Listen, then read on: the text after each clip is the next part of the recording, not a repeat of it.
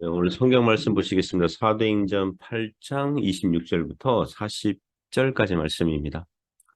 주의 사자가 빌립에게 말하여 이르되 일어나서 남쪽으로 향하여 예루살렘에서 가사로 내려가는 길까지 가라 하니 그 길은 광야라. 일어나 가서 보니 에디오피아 사람 곧 에디오피아 여왕 간다게의 모든 국고를 맡은 관리 네시가 예배하러 예루살렘에 왔다가 돌아가는데 수레를 타고 선지자 이사야의 글을 읽더라. 성령이 빌립더러 이르시되 이 수레로 가까이 나아가라 하시거늘 빌립이 달려가서 선지자 이사야의 글 읽는 것을 듣고 말하되 읽는 것을 깨닫느냐 대답하되 지도해 주는 사람이 없으니 어찌 깨달을 수 있느냐 하고 빌립을 청하여 수레에 올라 같이 앉으라 하니라. 읽는 성경 구절은 이것이니 일러스되 그가 도살자에게로 가는 양과 같이 끌려갔고 털 깎는 자 앞에 있는 어린 양이 조용함과 같이 그의 입을 열지 아니하였도다. 그가 굴욕을 당했을 때 공정한 재판도 받지 못하였으니 누가 그의 세대를 말하리요. 그의 생명이 땅에서 빼앗김이로다 하였거늘 그 내시가 빌립에게 대답하여 말하되 청컨대 내가 묻노니 선지자가 이 말 한 것이 누구를 가리킴이냐 자기를 가리킴이냐 타인을 가리킴이냐. 빌립이 입을 열어 이 글에서 시작하여 예수를 가르쳐 복음을 전하니 길 가다가 물 있는 곳에 이르러 그 내시가 말하되 보라 물이 있으니 내가 세례를 받으면 무슨 거리낌이 있느냐. 이에 명하여 수레를 멈추고 빌립과 내시가 둘 다 물에 내려가 빌립이 세례를 베풀고 둘이 물에서 올라올새 주의 영이 빌립을 이끌어간지라. 내시는 기쁘게 길을 가므로 그를 다시 보지 못하니라. 빌립은 아소도세 나타나 여러 성을 지나다니며 복음을 전하고 가이사라에 이르니라. 아멘. 네, 오늘 말씀은 에디오피아 내시를 전도함, 에디오피아 내시를 전도함 이런 제목으로 하나님 말씀 증거하겠습니다. 오늘 성경 말씀은 빌립 집사님이 광야길에서 에디오피아 내시를 전도하는 사건을 다루고 있습니다. 몇 가지 교훈을 보고자 합니다. 첫 번째 교훈은 성도는 성령의 인도하심에 민감해야 한다는 것입니다. 26절부터 29절에서 그런 교훈을 하고 있습니다. 26절 보니까 주의 사자가 천사죠, 천사. 사자가 빌립에게 말합니다. 오늘 본문에는 주의 사자도 나오고요. 29절에는 성령님 나오고 39절에 주의 영 이렇게 등장합니다. 성령께서 빌립에게 역사하신 거죠. 천사가 빌립에게 물론 이 천사는 하나님의 심부름을 하고 있는 중입니다. 빌립에게 말합니다. 남쪽으로 향하여 예루살렘에 가서 가사로 내려가는 길까지 가라 그럽니다. 그 길은 광야다라고 합니다. 광야라 그래서 길도 없고 뭐 정처 없이 뭐 가는 곳 그게 아니라 이 그 장소는 이스라엘에서 애굽으로 내려가는 국제도로가 있는 길이에요. 가사는 옛날 블레셋 5도시들 중에 하나이고 팔레스타인 땅에서 애굽, 즉 북아프리카 지역으로 가는 국제도로가 있는 경유지였다고 합니다. 하지만 천사는 단지 빌립에게 그 장소에 가라고만 하였지 그곳에서 어떤 일이 벌어질지 누구를 만날지는 알려주시지 않았어요. 다만 빌립 집사님은 단순하게 순종하고 가야 했던 것입니다. 27절에 보니 과연 일어나 가서 보니 에디오피아 사람 곧 에디오피아 여왕 간다게의 모든 국고를 맡은 관리인 네시가 예루살렘 성전을 방문하여 예배한 후에 자기 나라로 돌아가는 중인 것을 알게 됩니다.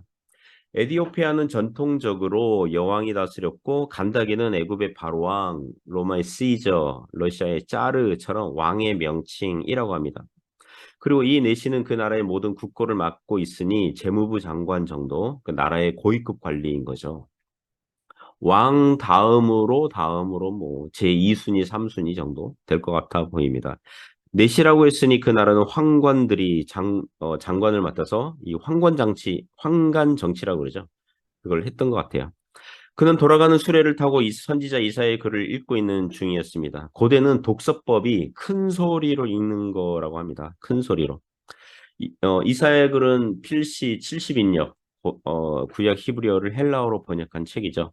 그리고 그 당시 이 구약 성경은 띄어쓰기 없고요. 쉼표 없고 장절 구분이 없어요. 그냥 음, 예를 들면 1장 그러면 쭉 1장 장절 그 없어. 그냥 이사야 그러면 1장부터 66장까지 그냥 쫙 가는 거거든요. 예. 그래서 큰 소리로 읽어야 한 글자씩 큰 소리로 한 글자씩 읽어야 그 뜻을 파악하는데 좀 알 수 있었다고 합니다. 그리고 29절에 성령께서 빌립더를 이르시되 이 수레로 가까이 나아가라 하시거늘 아까는 주의 사자 천사가 지시했다면 이번에는 성령께서 빌립에게 말씀하신 것입니다. 천사는 성령께서 지휘하시고 다스리는 심부름꾼이니까 천사를 보내셨다가 이번에는 성령께서 말씀하신 거죠. 그만큼 빌립 집사님은 성령의 인도하심에 민감하였다고 할 수 있겠습니다. 어, 오늘날 우리는 육신의 귀로 천사의 음성이나 성령님의 음성을 듣지 못하죠. 그런 경험이 뭐 거의 없죠. 오늘날 천사 혹은 성령님의 음성을 들었다고 주장하는 분들이 있고 신비한 체험을 하였다는 분들도 있지만 성경으로 검증해야 되니까 그러니까 그런 종교적인 체험은 그다지 중요한 문제는 아닙니다. 하지만 오늘 성경 읽으면서 성령의 인도하심에 민감하라 그러니까 그럼 목사님 나는 성령님의 음성을 듣기 전까지는 천사를 보거나 또는 신비한 신앙적 체험을 하기 전까지는 제가 아무런 행동이나 움직임도 하지 않을 것입니다. 라고 한다면 그것은 옳지 않습니다. 그것은 경건을 가장한 외식하는 태도라고 할 수 있습니다. 오늘날 우리에는 무엇이 있습니까? 성경 말씀이 있습니다. 예를 들면 하나님을 사랑하고 이웃을 사랑하라는 성경 말씀 읽었다면 그 구절이 우리의 감정에 감동이 되든 안 되든 감정이 뜨거워지든 아니든 순종해야 되는 말씀인 줄 믿습니다. 신비한 천사의 음성이 없어도 성령의 음성을 직접 듣지 않아도 순종해야 되는 말씀입니다. 실은 하나님의 말씀을 통해서 우리에게 말씀하시고 있는 거죠. 그러므로 오늘날 성령의 인도하심에 민감하게 반응해야 된다. 그것은 성경 읽고 기도하고 순종하면 되는 것입니다. 그게 믿음이고 성령 충만한 삶이고 성령의 인도하심에 민감한 삶인 줄 믿습니다. 두 번째 교훈은 성경을 알고자 간절한 태도를 가져야 한다는 것입니다. 성경을 알고자 간절한 태도를 가져야 한다는 것입니다. 30절부터 34절에 교훈하고 있는데요. 30절에 빌립이 에디오피아 내시에게 질문하거든요. 빌립이 달려가서 선지자 이사야의 글 읽는 것을 듣고 말하되 읽는 것을 깨닫느냐? 31절에 내시가 대답합니다. 대답하되 지도해 주는 사람이 없으니 어찌 깨달을 수 있느냐? 지도해 주는 자가 없으니 어찌 지도해 주는 사람이 없으니 어찌 깨달을 수 있느냐 하고 빌립을 청하여 수레에 올라 같이 앉으라 이렇게 청합니다. 빌립이 질문하기를 당신이 읽고 있는 이사야 내용을 깨닫고 있습니까? 여러분 이 내시는 나름대로 자기 나라에서 고위급 관료거든요. 아마도 오래전에 유대교에 입교한 경건한 사람이고 구약 성경을 어느 정도는 잘 알고 있었을 거예요. 그러면 빌립 집사의 질문에 자기 체면 손상당하는 일을 하고 싶지 않을 수 있거든요. 이렇게 얘기할 수 있어요. 네, 어느 정도 알고 있습니다. 당신의 도움은 필요 없습니다. 라고 반응할 수 있었어요. 하지만 그 내시는 솔직했어요. 성경을 알고 싶었거든요. 그래서 이렇게 얘기하는 거죠. 나는 이해하지 못하고 있습니다. 깨닫지 못하고 있습니다. 지도해 주는 사람이 없으니 어찌 깨달을 수 있겠습니까? 그러면서 32절, 33절 보면 이사야서 53장 7절 이하 9절을 읽고 있는 중이라고 알려줍니다. 그 선지자가 예언한 고난받는 종, 고난받는 메시아죠. 도살자에게 끌려가는 양, 지금 비유하고 있잖아요. 털 깎는 자 앞에 잠잠한 어린 양. 공정한 재판을 받지 못할 것이고 그의 생명은 땅에서 빼앗길 정도의 아주 비참한 세대. 그러한 이 구절입니다. 그 내시가 얘기했어요. 자기를 지도해 주는 사람이 없다.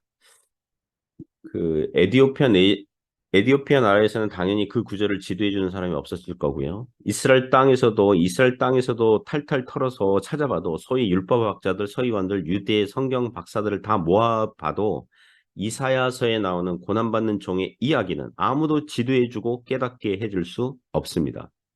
이사야가 예언한 분이 오신 분이 예수 그리스도라는 사실과 믿음이 없이는 그 구절은 영원한 수수께끼로 남아 있습니다. 오늘날에도 유대인들이 구약 성경 읽을 거 아니에요. 그 이사야서 53장에 나오는 고난받는 종 그러면요. 예수님이라고 인정하지 않아요. 다른 해석들을 해요. 예를 들면 이런 주장들이 있어 왔어요. 이사야 본인이다. 선지자 이사야의 본인이다. 왜냐하면 이사야는 문하세 왕 때 톱으로 썰려 죽었다는 전승이 있기 때문에 고난받는 종 그러면 이사야 선지자 자기를 얘기하는 거다. 또는 그게 해석상 무리가 있으니까 이 고난받는 종은 이스라엘 백성들 자체다. 이스라엘 백성들 자체다. 이렇게 해석하는 사람들도 있어요. 그러니까 예수님 믿지 않으면요. 이 해석이 빙빙 돌아요. 영원한 수수께끼로 남아요. 핵심을 건들지 못해요. 그렇게 성경을 알고자 간절한 태도를 가졌기에 겸손하게 빌립 집사를 수레로 청하게 된 것입니다. 그리고 궁금한 걸 물어보는 거죠. 34절에 선지자가 이 말한 것이 누구를 가리킴이냐? 자기를 가리킴이냐? 타인을 가리킴이냐? 이 질문은 오직 이사야서 53장에 나오는 예언된 고난받는 종이 예수 그리스도라고 믿는 전도자 빌립 집사가 말해줄 수 있고 풀어줄 수 있는 당사자예요. 그 당사자를 만난 거예요. 광야길에서. 사랑하는 성도 여러분, 우리도 성경 읽을 때에 알고자 해야 하겠습니다. 종의 눈을 열어서 기이한 법을 보게 하소서. 예수 그리스도를 믿는 믿음 안에서 성경을 봐야 됩니다. 성경을 겸손하게 알고자 하지 않는다면, 간절하게 알고자 하지 않는다면 사람은 영적으로 고집세고 무지한 사람으로 남아있게 되기 때문입니다. 성경을 알고자 간절한 태도로 가지시기를 주님의 이름으로 부탁드립니다. 세 번째 교훈은요. 신자는 복음에 대해서 알아야 한다는 것입니다. 신자는 복음에 대해서 알아야 합니다. 35절부터 40절이 교훈합니다. 34절 질문에 35절에서 빌립 집사가 대답을 하죠. 35절 보면 빌립이 입을 열어 이 글에서 시작하여 예수를 가르쳐 복음을 전하니 할렐루야. 빌립은 이사야서 53장 내용으로 시작해서 모세오경, 역사서, 시편, 선지서를 훑어가면서 잘 알려진 성경 구절들을 중심으로 예수 그리스도와 연결하고 가르쳐 복음을 전하였습니다. 구약에 예언된 분이 바로 예수님이고 그분 안에서 성취되셨다. 그 예언이 성취되셨다. 예수님께서 그리스도시다. 하나님께서 그분을 죽은 자들 가운데서 부활하셨다. 하늘 우편에 계신 주와 그리스도시다. 그렇게 전했겠죠. 그러면서 우리도 복음에 대해서 잘 알아야 하겠습니다. 오늘날 믿지 않는 사람들이 반드시 이사야서 53장을 궁금해하지 않을 수 있거든요. 에디오피아 내시는 이사야서 53장을 궁금해했지만 오늘날 우리가 만나는 사람들이 모두 다 이사야서 53장을 궁금해하는 것은 아닐 수 있거든요. 다른 것을 궁금해할 수 있거든요. 우리에게 이런 질문을 할 수 있어요. 교회가 무엇입니까? 교회를 궁금해할 수 있고요. 교회가 교단 교파가 왜 이렇게 다양하고 많습니까? 뭐 이렇게 얘기할 수도 있고.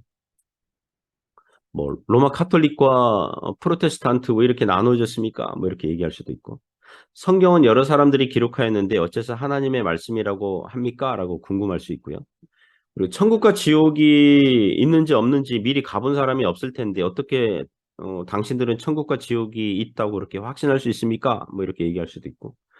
현대 과학이 발전한 시대에 기독교 종교가 앞으로도 여전히 있을 수 있을까요? 뭐 이렇게 의심하는 사람을 만날 수도 있겠습니다. 그러면 우리는 그들의 호기심, 궁금증, 그들의 반대 주장 또는 기독교에 대한 호의든 반감이든 거기서부터 시작하여서 예수 그리스도를 가르쳐 복음을 전할 수 있어야 하겠습니다. 그 어떤 궁금증, 그 어떤 질문, 그 어떤 호기심 거기서부터 시작해서 예수 그리스도를 전하여 복음을 전할 수 있어야 한다는 것입니다. 자, 예를 들면 안 믿는 사람이 주식 투자, 부동산 투자, 뭐 노후 준비, 뭐 재물을 축적하는 거 여기 가장 관심을 많이 가지고 있고 우선순위를 거기에 두는 사람이 있다고 합시다. 그러면 우리는 거기에서 시작하여 예수님 전할 수 있는 거죠. 예를 들면 성경에 어리석은 부자 이야기 나오잖아요. 하나님을 만날 준비가 되지 못했다면 이 땅에서 쌓은 재물이 헛것이 된다는 거죠. 이 땅에서 쌓은 재물이 당신께 될 수도 없고 당신이 천국으로 갈 수 있도록 인도해 주지도 않는다. 이걸 말해 주면 되는 거죠. 천국과 지옥을 믿지 않는 사람에게는 이 땅에서 일반 법정이 있듯이 사람들의 범죄 행위에 대해서 재판을 하고 형을 선고하고 감옥에 집어넣는데 어째서 하늘의 재판장 대신 하나님이 없다고 담대하게 말할 수 있겠냐. 모든 죄를 용서받을 수 있는 길이 있는데 왜 그 기쁜 소식을 외면하십니까? 라고 하소연하고 촉구해 볼 수 있을 것입니다. 그리고 만일 죽었는데 천국과 지옥 같은 게 없다면 인간 존재 자체가 소멸하고 뭐 nothing 그냥 무로 바뀐다면 모든 사람에게 임하는 결과가 동일한 거겠지만 만일 정말 천국과 지옥이 있다면 그때는 그 결과가 모든 사람에게 임하는 결과가 동일한 게 아니거든요. 오직 믿는 사람들에게 천국이 임하는 결과가 생기고 안 믿으면 지옥 가게 되니까 믿자야 본전 아니겠습니까? 라고 변론적으로 얘기해 볼 수 있겠죠. 우리는 어찌하든지 믿지 않는 사람들이 현 시점에서 시작해서 예수 그리스도를 가르쳐 복음을 전할 수 있어야 하겠습니다.